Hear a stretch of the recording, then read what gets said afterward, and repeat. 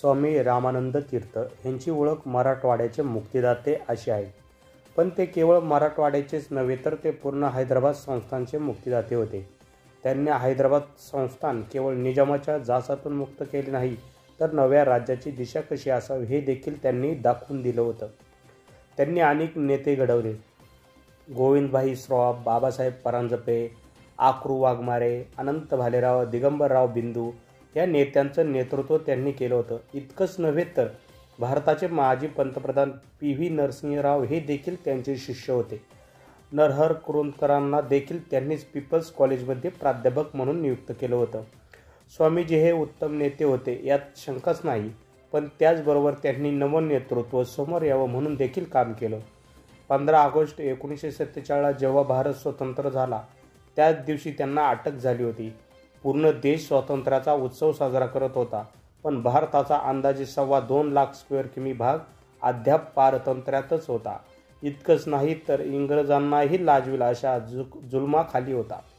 त्या जुलमाविरोधात एक संन्यासी आपले दंड थोपटून उभा होता. पण त्यापूर्वी त्यांचं जीवन कसं होतं? समाजकारणात प्रवेश. 3 ऑक्टोबर 1903ला विजापूर जिल्ह्यातील सिंदगी येथे भवानराव खेडगेकर यांच्या घरात व्यंकटेशचा जन्म झाला. पुढे संन्यास घेतल्यावर त्यांचं नाव स्वामी रामानंद तीर्थ झालं. सोलापूर, अमळनेर आणि पुणे येथे शिक्षण घेतल्यानंतर त्यांनी समाजासाठी काही करायचं ठरवलं. त्यातूनच ते कामगार नेते नाम जोशी यांचे खाजगी सचिव बनले. पुढील काही काळात त्यांनी ही नोकरी सोडली. हिप्परगा गाठले. तुळजापूर तालुक्यात हिप्परगा येथे अनंतराव कुलकर्णी यांनी एक शाळा काढली होती. पुढे ही शाळा मुक्ती लढ्याचं एक केंद्र बनली. काही वर्षानंतर त्यांनी हिप्परगा सोडला आणि अंबाजोगाई येथे योगेश्वरी विद्यालयाची स्थापना केली. निजामाच्या काळात उर्दू शाळा व्यतिरिक्त इतर शाळांना परवानगी मिळणे देखील अशक्यप्राय गोष्ट होती. निजामाच्या शाळा चालकांना जाचई असे. अशा कठीण परिस्थितीमध्ये स्वामीजींनी ही शाळा चालवली. हे सर्व करत असताना त्यांच्या डोक्यात स्वातंत्र्याचा विचार घोळत होता. पण त्यासाठी योग्य संधी सापडत नव्हती. 1937 साली परतूर येथे स्वातंत्र्याचे आस असणाऱ्या लोकांचे संमेलन भरलं. या संमेलनाला महाराष्ट्र परिषद असं म्हटलं गेलं. याच ठिकाणी पहिल्यांदा त्यांची ओळख गोविंदभाई श्रॉफ यांच्याशी झाली. दुसऱ्या वर्षी लातूर येथे महाराष्ट्र परिषदेचं अधिवेशन झालं. त्यामध्ये ते सरचिटणीस झाले. स्वामीजींनी पूर्णवेळ राजकारणात येऊन संघटनेचं काम करावं अशी इच्छा सर्वांनी व्यक्त केली आणि 1938 मध्ये त्यांचा राजकारणात प्रवेश झाला.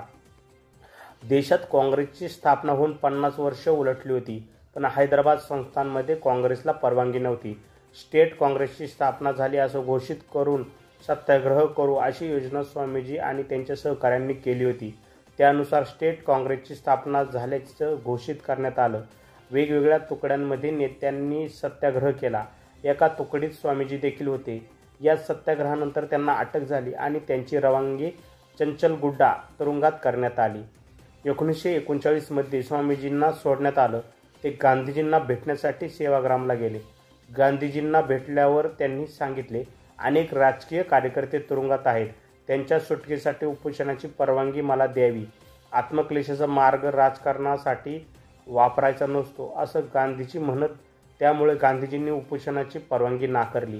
गांधीजींनी स्वामीजींना विचारलं की तुम्ही अहिंसा हे तत्त्व जीवननिष्ठा म्हणून स्वीकारलं आहे का? कोणत्याही परिस्थितीमध्ये अहिंसा त्यागणार नाहीत इतकी या तत्त्वावर तुमची अढळ श्रद्धा आहे का? तुम्ही एकटे पडलात, कुणीही तुमच्या मदतीला केव्हाही आलं नाही तरी तुम्ही याच तत्त्वावर कायम राहिला का? स्वामीजी सांगतात, या प्रश्नाचं उत्तर देण्यासाठी गांधीजींनी मला रात्रीचा वेळ दिला होता. संन्यास घेताना देखील मनात इतकी उलथापालथ झाली नाही तितकी यावेळी झाली. दुसऱ्या दिवशी ते गांधीजींकडे गेले आणि त्यांनी सांगितलं, मी अहिंसेला अद्याप राजकीय धोरण समजत होतो, पण आता मी ह्या तत्वाला जीवननिष्ठा म्हणून स्वीकार केला आहे असं म्हणून ते गांधीजींच्या पाया पडले. गांधीजींनी त्यांना आशीर्वाद दिला आणि आणखी काही दिवस माझ्याजवळ थांब असं सांगितलं. या काळात गांधीजींचा सहवास लाभला. त्याचबरोबर त्यांची कार्यपद्धती समजली. आंदोलनाची दिशा स्पष्ट झाली असं स्वामीजी नमूद करतात.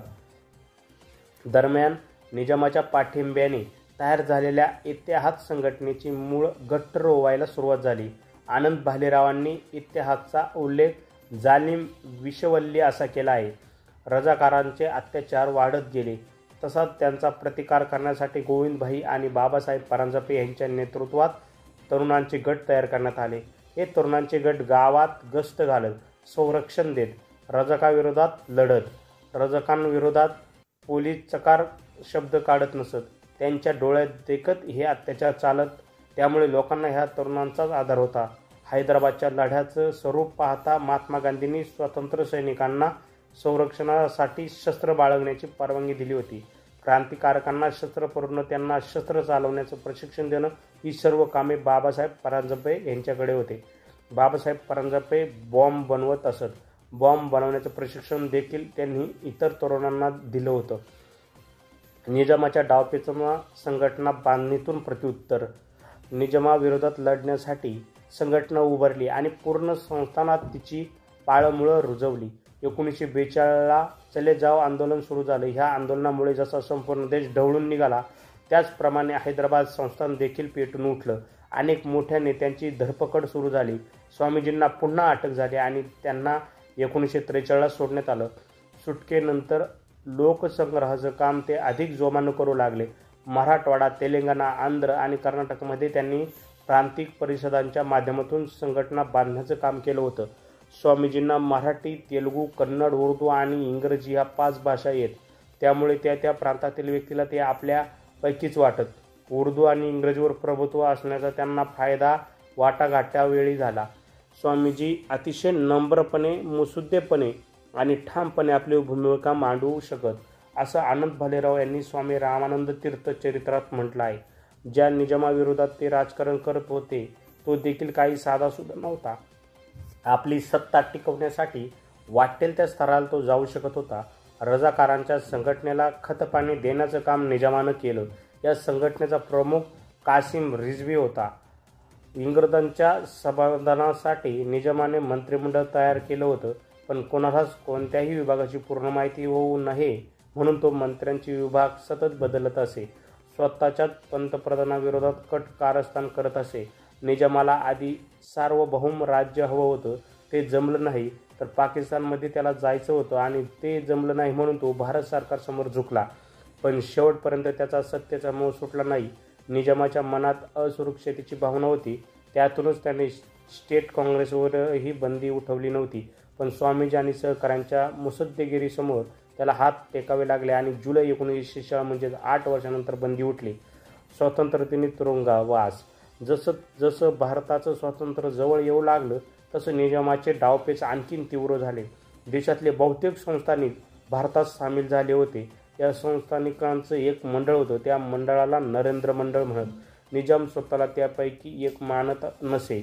आपण भारत सरकार किंवा ब्रिटनप्रमाणे सार्वभौम राहू अशी त्याची कल्पना होती.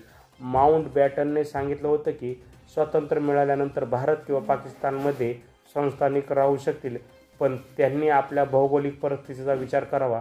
निजामाच्या डोक्यात मात्र सार्वभौम राज्याचं स्वप्न होतं. आपलं इपिस साध्य व्हावं म्हणून त्याची वाट पाहण्याची देखील तयारी होती. इकडे भारत स्वतंत्र होणार म्हणून निजामाची चलबिचल होऊ लागली होती आणि भारताचा स्वातंत्र्य दिन साजरा करण्याची तयारी, स्वामीजींची जय्यत तयारी सुरू होती. 7 ऑगस्ट 1947 रोजी त्यांनी हैदराबादमध्ये भारतीय एकता दिवस साजरा केला. 15 ऑगस्ट 1947 भारत स्वतंत्र झाला. पंडित नेहरूंनी दिलेला ध्वज स्वामीजींनी फडकवला. त्यावेळी त्यांनी भाषण दिले. ते म्हणाले, ह्या ध्वजाशी शान राखता राखता मरण आलं तर त्याहून मंगलदायी आणखीन काय असणार. निजामाने त्यांना त्याच दिवशी तुरुंगात टाकलं. बाहेरची परिस्थिती कशी आहे याच्या गोष्टी त्यांच्या कानावर पडत असत. काही दिवस तुरुंगात काढल्यावर त्यांच्या कानावर गोष्ट आली की ती म्हणजे भारत सरकारने निजामासोबत जैसे ते करार केला आहे. या करारानंतर स्वामीजींच्या दुसऱ्या दिवशी सुटका करण्यात आली. स्वामीजींनी या कराराचा निषेध केला. मुळात असा करार भारत सरकारला करायची गरज काय असा प्रश्न त्यांनी विचारला. या करारानंतर निजामाने नावापुरते 20 सत्याग्रह सोडले आहेत, पण अद्याप तुरुंगात असलेल्या 20,000 सत्याग्रहींचं काय असा प्रश्न त्यांनी विचारला. तुरुंगातून बाहेर आल्यावर त्यांनी राज्याच्या सीमावर्ती भागात दौरे केले. सर्व दौरे आटोपल्यावर ते 26 जानेवारी 1948 संस्थानात आले. त्यांना त्याच वेळी अटक करण्यात आली.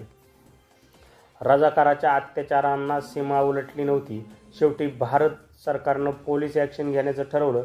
तत्कालीन गृहमंत्री सरदार वल्लभभाई पटेल यांच्या नेतृत्वात पोलीस ॲक्शन झाली.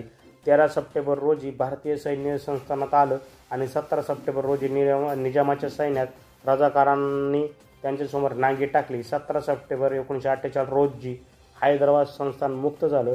त्यानंतर स्वामीजींना सोडण्यात आलं. हिंदू मुस्लिम सलोखा. तुरुंगातून सुटल्यानंतर स्वामीजींसमोर अनेक प्रश्न होते.